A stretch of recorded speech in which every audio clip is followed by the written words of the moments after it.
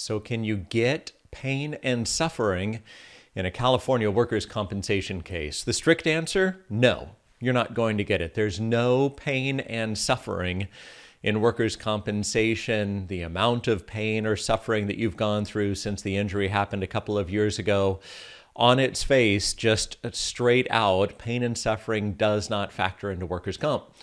However, there's a little bit of a gray area where it can be brought in to a degree. So one is that the AMA guides do allow that the doctor, the QME generally, can add on an additional 3% whole person impairment for the effects of pain if it's not already accurately listed within the AMA guides.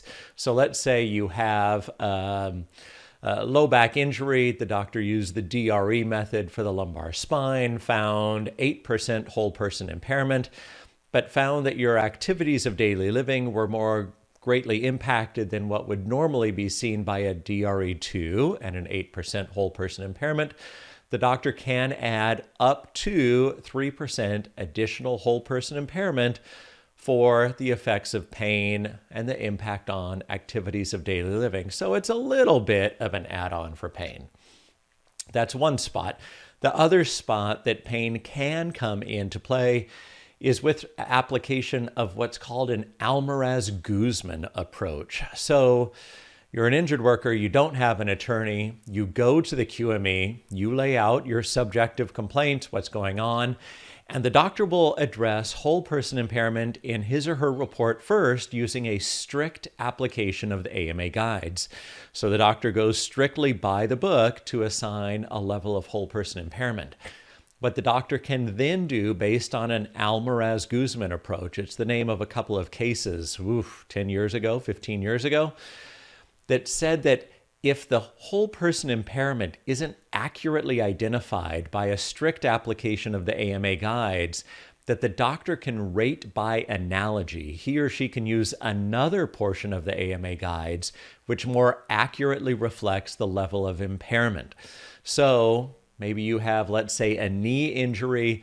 The doctor, using a strict application of the AMA guides, can only assign 4% whole person impairment. However, the doctor notes that the disability or the problems that you're having with your knee are greater than what's reflected in that 4% whole person impairment, and that it's not an accurate representation or the most accurate reading of your whole person impairment. The doctor could rate by analogy, maybe to a different section of the AMA guides that says there's a greater level of whole person impairment that could be assigned for gait derangement. So it's not strictly your knee, but it's causing you to limp as well. And so therefore the doctor can use a different section.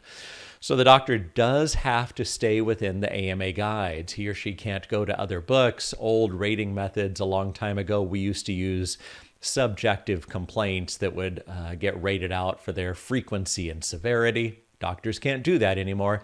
They have to stay in the AMA guides, but they can rate by analogy. So those are the two main ways. Do you get pain and suffering in workers' comp? Generally, no.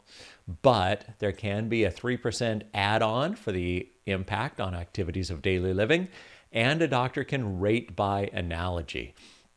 If you have questions regarding that, drop us a comment down below. And if you like this video, hit the like button.